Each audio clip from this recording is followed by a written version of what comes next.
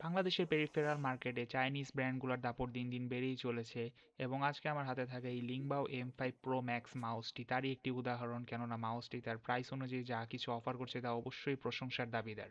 বক্সটি খুললে প্রথমেই চোখে পড়বে একটি ইউজলেস ইউজার ম্যানুয়াল, তারপরে এক্সের গ্রিপ টেপ, যা অবশ্যই অ্যাপ্রিসিয়েটেবল কারণ পপুলার ব্র্যান্ড যেমন রেজার এবং লজিটেকের 10 থেকে 15 হাজার টাকার মাউসেও ওগুলো থাকে না। কিন্তু রেজারের ব্যাসিলিস্ক, কোবরা এবং ভাইপার সিরিজে যেমন একটি ম্যাগনেটিক চার্জিং ডক থাকে, তেমনই একটি ম্যাগনেটিক চার্জিং ডক এখানে পেয়ে যাবেন।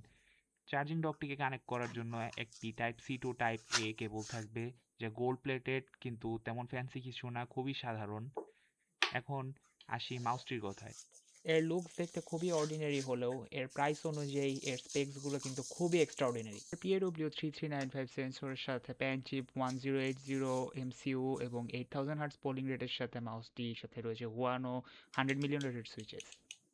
যদিও মাউসটির বক্স অথবা ওয়েবসাইটে কোথাও মেনশন করা নেই এটি হুয়ানোর কোন মডেলের সুইচ, কিন্তু এই বাজেটের সকল মাউসেই সাধারণত হুয়ানো ব্লু শেল অথবা গ্রিন শেল সুইচ ইউজ করা হয়ে থাকে, কিন্তু অ্যাজ আ জেনারেল কনজিউমার আমার ওয়ারেন্টি ভয়েড করে এটার ভিতরে দেখার কোনো সুযোগ নেই।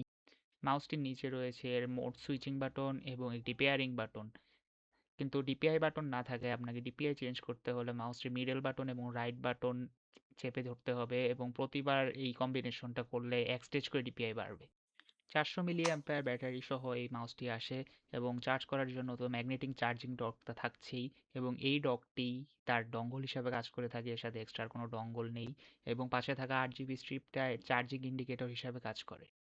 ডকটির আরজিবি চেঞ্জ করতে চাইলে এর পিছনে থাকা টাচ সেন্সরটিকে টাচ করলেই এর মধ্যে থাকা বিল্ট ইন 12টি প্রিসেটের মধ্যে আপনি আরজিবির সাইকেল করতে পারবেন। তাছাড়া এর আরজিবি অফ করে যেতে চাইলে আপনি যদি টাচ সেন্সরটিকে 3 সেকেন্ড হোল্ড করে রাখেন তাহলেই এর আরজিবি অফ হয়ে যাবে।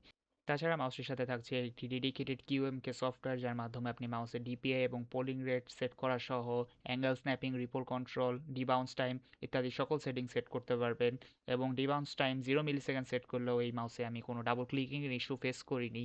এছাড়া মাউসের একটি ওয়েব ড্রাইভারও রয়েছে, কিন্তু কোনো একটি কারণে এটা আমার পিসিতে সাপোর্ট করছিল না, তাই আমি এটি ভিডিও দেখাতে পারছি না। At first I was a bit skeptical about the MCO Pan Chip 1080, কারণ ভেবেছিলাম যে এটা হয়তো 8000 হার্টজ ভালোভাবে ধরে রাখতে পারবে না, কারণ most of the high polling rate mouse যেগুলো রয়েছে মার্কেটে সবগুলো নর্ডিকের চিপ ব্যবহার করে। কিন্তু রেজারের পোলিং রেট টেস্টিং টুল দিয়ে টেস্ট করার পর আমি দেখলাম যে মাউসটি সব ডিপিআইতেই ভালোভাবেই 8K পোলিং রেট ধরে রাখতে পারছিল এবং আমি এখানে কোথাও ফ্লাকচুয়েশনও লক্ষ্য করিনি, সব ক্ষেত্রে এটি 8000 হার্টজ ভালোভাবেই ধরে রাখতে সক্ষম ছিল।